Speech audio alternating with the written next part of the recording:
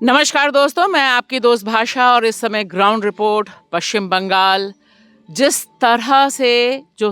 तस्वीरें हैं, जो खबरें हैं, वह साफ बता रही हैं कि पश्चिम बंगाल ममता बनर्जी के लिए इस बार एक मुश्किल लड़ाई होगी। याद दिला दूं कि पिछली बार जो विधानसभा चुनाव हुआ था 2021 में ममता बनर्जी अपनी सीट हार गई थी और इस बार जो भारतीय जनता पार्टी की तैयारी दिखाई दे रही है, जिसकी एक तस्वीर आपके सामने यह है, जहां पर लाखों की संख्या में लोग जुटते हैं कोलकाता के परेड ग्राउंड में, गीता का पाठ करते हैं और आरएसएस का एक एजेंडा पूरा होता है। और दूसरी तरफ मुर्शिदाबाद है, जहां पर बाबरी मस्जिद के नाम पर हुमायूं कबीर बीजेपी के लिए ग्राउंड क्लियर करते दिखाई दे रहे हैं। जिस तरह से उन्होंने बाबरी मस्जिद का नाम पर नई मस्जिद बनाने और उस आधार पर हिंदू मुसलमान ध्रुवीकरण करने की कोशिश की है, यह पश्चिम बंगाल के लिए बहुत खतरनाक संकेत है, क्योंकि सारे मुद्दे पीछे हट जा रहे हैं। सिर्फ और सिर्फ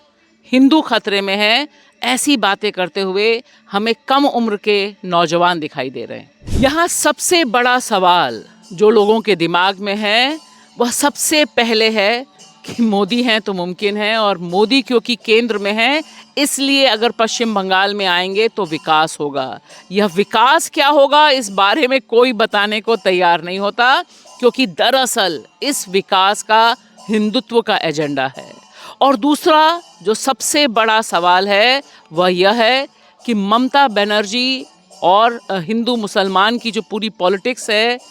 पश्चिम बंगाल में, उसे बीजेपी लगातार भुनाने की कोशिश कर रही है। पिछले 2-3 दिनों में हमें अनगिनत नौजवान ऐसे मिले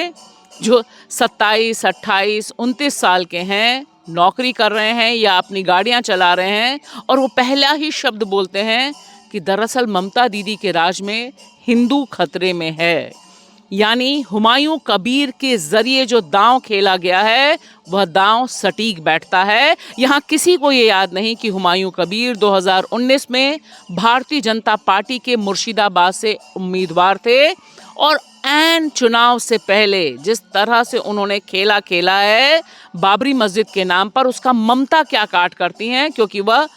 टीएमसी के विधायक थे, उन्हें बाहर निकाला इसी मुद्दे पर। लेकिन इस समय पूरे इलाके में,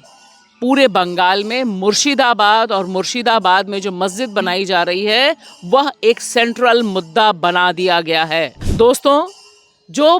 संघीय ढांचा है, भारत का कॉन्स्टिट्यूशन जिस संघीय ढांचे को मान्यता देता है और कहता है कि वही उसी में देश की आत्मा है, दरअसल 2014 के बाद से उसी पर देश में सबसे बड़ा खतरा है। और इसकी जीती जागती मिसाल इस समय बंगाल में देखी जा रही है, क्योंकि बंगाल में लोगों के दिमाग में, चाहे वो मध्यम वर्ग हो या फिर मजदूर तबका या फिर बेरोजगार तबका, सबके दिमाग में यह बैठा दिया गया है कि जो सरकार केंद्र में है वही सरकार अगर यहाँ होगी तभी द सो कॉल्ड विकास होगा। इस समय ममता बनर्जी के पास एज सिर्फ इतनी है कि वह सत्ता में है, और साथ ही साथ उनकी जो पहुंच और पूछ है, बंगाली अस्मिता का जो दांव है, वह सबसे बड़ा दांव है उनके पास। और ख़ास तौर से महिलाओं के लिए जो उन्होंने काम किया है, जो लाखों योजना है उनकी, जिसके ज़रिए वह पैसा देती हैं तमाम महिलाओं को, साधारण तबके की महिलाओं को 1200 रुपये और दलित समाज की महिलाओं को 1500 रुपये, वह एक लाइफ सेविंग है। लेकिन जब पॉलिटिक्स पोलराइजेशन की होती है तब काम नहीं देखा जाता, और इस बात की गवाही इस समय पश्चिम बंगाल की धरती दे रही है कि बड़े पैमाने पर साम दाम दंड भेद करते हुए मोदी जी और आरएसएस बंगाल को फतह करने की रणनीति पूरी मुस्तैदी के साथ आगे चला रहे हैं। शुक्रिया।